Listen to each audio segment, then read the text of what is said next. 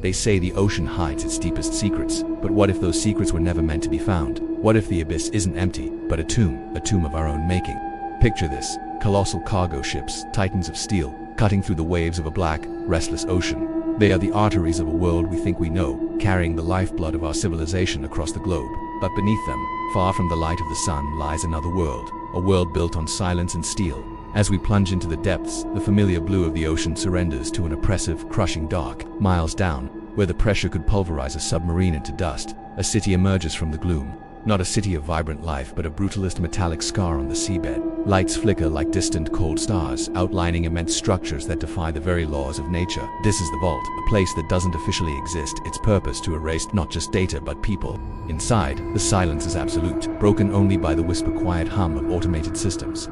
We glide through endless sterile corridors, their walls lined with frosted glass tanks stretching into the darkness. Thousands of them, each one a cryogenic coffin, holding a single unidentified body suspended in a ghostly luminescent fluid. These are the forgotten, the inconvenient, the erased. Silent robotic arms, like skeletal priests, move with unnerving grace between the rows. They are the caretakers of this digital graveyard, meticulously scrubbing every last trace of these individuals from the world's memory. Birth certificates, social security numbers, family photos, online profiles, all reduced to zeros and ones, and then to nothing. It's a systematic deletion of existence itself. The air is cold, sterile, and heavy with the weight of unspoken sins. The sheer scale of it is staggering, a testament to a system so powerful and so ruthless it can decide who gets to be remembered, who gets to have ever been. Our guide into this heart of darkness is Elias Thorne. He's not a hero, he's a technician, a cog in this vast, silent machine. But tonight, a high-priority alert has dragged him from his sterile bunk, pulling him deeper than he's ever been before. His destination, the lowest sealed sector, an area even the most seasoned staff speak of in hushed, nervous tones. The elevator ride down feels like a descent into hell itself. Each floor marker a milestone on a journey to a place man was never meant to be. The air grows colder, thicker. The silence here is different. It's not empty, it's watchful.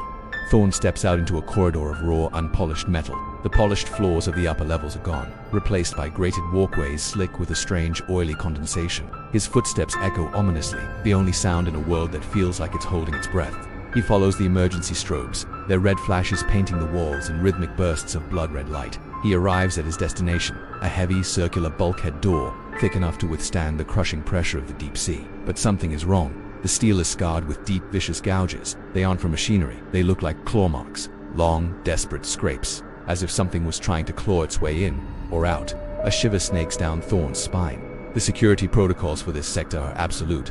Nothing gets in or out without a dozen clearances. This shouldn't be possible.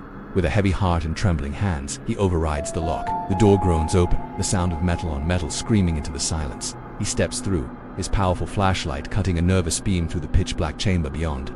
The beam sweeps across rows of tanks, just like the ones upstairs. But here, the fluid is darker, the glass thicker. These are the oldest models, the first to be erased. His light continues its sweep, and then it stops, it freezes. One of the tanks is empty. That's not the worst part. The tank isn't just empty, it's shattered. But the glass hasn't been broken from the outside. It has been blown outwards, jagged shards littering the floor like broken teeth. Something inside got out, a cold dread, colder than the abyssal water outside, floods, thorns, veins. He raises his comms unit to his lips, but only static answers. He's cut off, alone. That's when he first senses it, a flicker of movement at the edge of his vision. He whips his head around, his flashlight beam chasing the shadow, but finds nothing.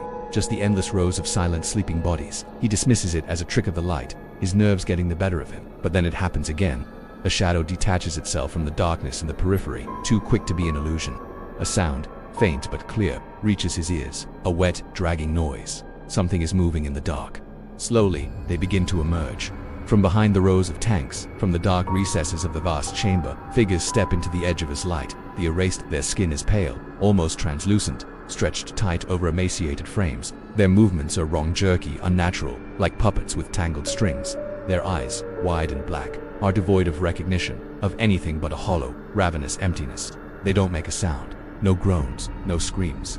Just that awful, dragging noise as they shamble forward, their heads cocked at impossible angles. Thorne stumbles back, his breath catching in his throat. These aren't people, they are the ghosts of deleted files, the remnants of erased lives, and they have been waiting in the dark for a very, very long time. He turns to run, his mind screaming, but they are everywhere. Pouring out from the shadows, a silent, unstoppable tide of forgotten souls. His flashlight beam dances frantically across their faces, each one a mask of silent agony. They are the system's error message, a glitch in the grand design, and they are here to reclaim their existence. The facility's emergency lights begin to flash, bathing the scene in a strobe of red and black. Sirens, muted and distant at first, begin to wail, a death knell for the city under the sea. Across the vault, automated systems registered the breach. A failsafe, older and more absolute than any other, is triggered. A massive silent system override begins. Heavy blast doors slam shut, their thunderous finality echoing through the corridors. Entire sectors are flooded with concrete, sealing everything and everyone inside. The lights in the brutalist city on the seabed begin to flicker, one by one. District by district, the cold stars wink out, succumbing to the encroaching darkness. A final, sweeping shot shows the entire city going dark, leaving nothing but an immense, silent tomb on the ocean floor. The abyss has reclaimed its own. The silence is absolute once more, but now, it is no longer empty, it is waiting. The story of the vault is a dark reflection on our digital lives and the terrifying thought that we could be deleted. If you were captivated by this journey into the abyss, make sure to hit that subscribe button and ring the bell for more stories that explore the darkness that lies just beneath the surface. Thanks for watching.